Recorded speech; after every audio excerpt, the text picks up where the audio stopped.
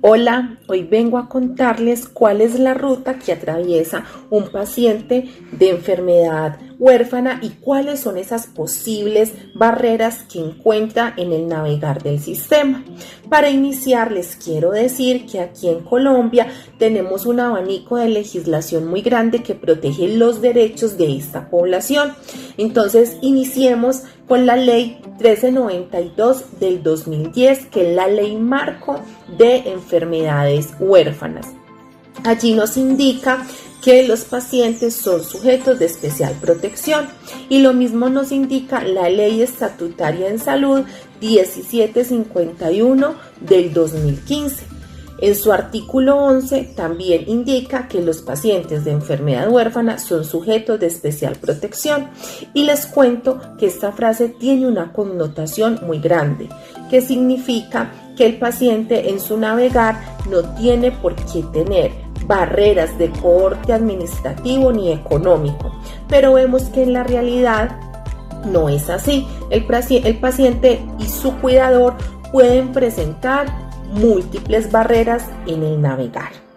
Entonces, cuando el paciente inicia esta ruta, pues una de las primeras barreras que puede presentar es incluso antes del diagnóstico, porque en muchos casos un paciente tarda de 5 a 30 años en obtener un diagnóstico correcto. Entonces, miren que es un tiempo considerable donde el paciente está en su búsqueda, el paciente va a primer nivel, de allí lo pueden remitir a especialidades, pero puede tardar mucho tiempo en obtener ese diagnóstico.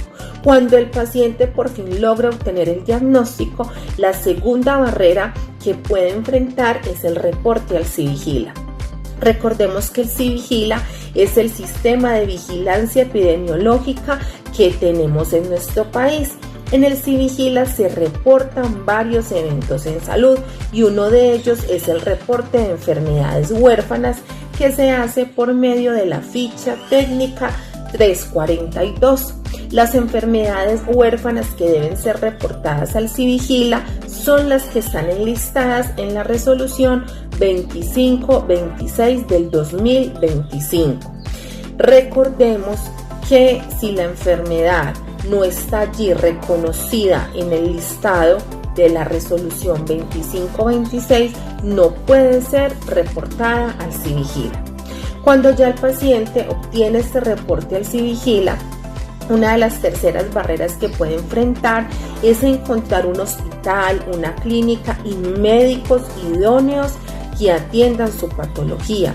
Aquí en Colombia ya tenemos ley de centros de referencia, pero esa ley no ha sido implementada. Hay algunos programas especializados, los cuales funcionan muy bien para los pacientes de enfermedades huérfanas, pero para muchas de las enfermedades huérfanas pues no hay una ruta específica ni hay programas especializados.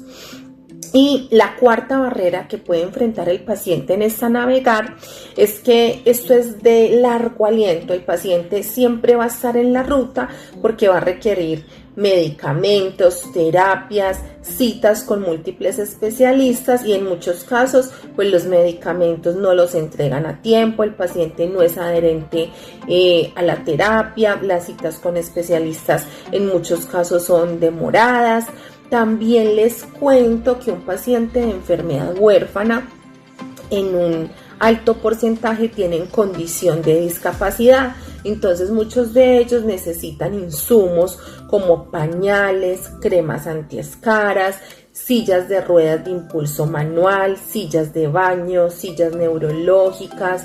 En algunos casos requieren soportes vitales como BiPAP, CPAP, oxígenos, camas hospitalarias, pañitos húmedos, una infinidad de insumos que, si bien es cierto, no curan la enfermedad, pero le protegen su dignidad humana y su calidad de vida, que es algo supremamente importante. Incluso el paciente con algunos de estos apoyos, como las sillas de ruedas, puede ser más autónomo, más independiente, y al mejorar su calidad de vida, pues el paciente va a ser primero más adherente a los tratamientos y el paciente pues va a tener una calidad de vida muy buena. También el paciente de enfermedad huérfana en algunos casos requiere cuidador, enfermería domiciliaria, requieren transportes, de acuerdo como a la situación y al estado del paciente, pues puede ser transporte puerta a puerta, puede ser transporte medicalizado, transporte aéreo. Entonces, de acuerdo como a las limitaciones y al cuadro clínico del paciente, pues se puede mirar cuál es el transporte que requiere.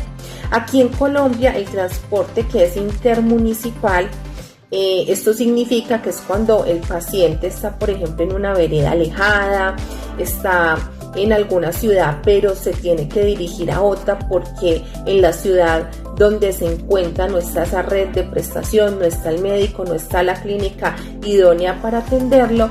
En ese caso es responsabilidad de la EPS pagar ese transporte para que el paciente se pueda dirigir a su cita médica, a su procedimiento, a la hospitalización o algún evento pues de salud que lo requiera y se deba desplazar. Y también tenemos el transporte, que es el municipal, y ese sí es obligación de cada familia cubrirlo. La única excepción para que la EPS lo cubra es que la familia tenga incapacidad económica para realizar esos pagos y eso se le convierta en una barrera en el acceso a la cita, a la aplicación del medicamento, etc. Pero recordemos que nosotros tenemos también, como tenemos derechos, tenemos deberes. Si yo tengo el dinero para asumir ese transporte, lo debo hacer porque es responsabilidad mía como paciente o como cuidador. Entonces, como pueden ver a grandes rasgos, esta es como la ruta que puede presentar el paciente y su cuidador en el navegar. Si ustedes presentan alguna dificultad, para eso estamos las organizaciones como ACPEIN, Asociación Colombiana de Errores Innatos del Metabolismo, para poderlos orientar, guiar y brindar una asesoría especializada en todos estos temas de salud. Entonces no duden en contactarnos. Aquí les dejamos el link donde pueden hacer sus consultas jurídicas. Les dejamos nuestras redes sociales y el correo electrónico. Muchas gracias.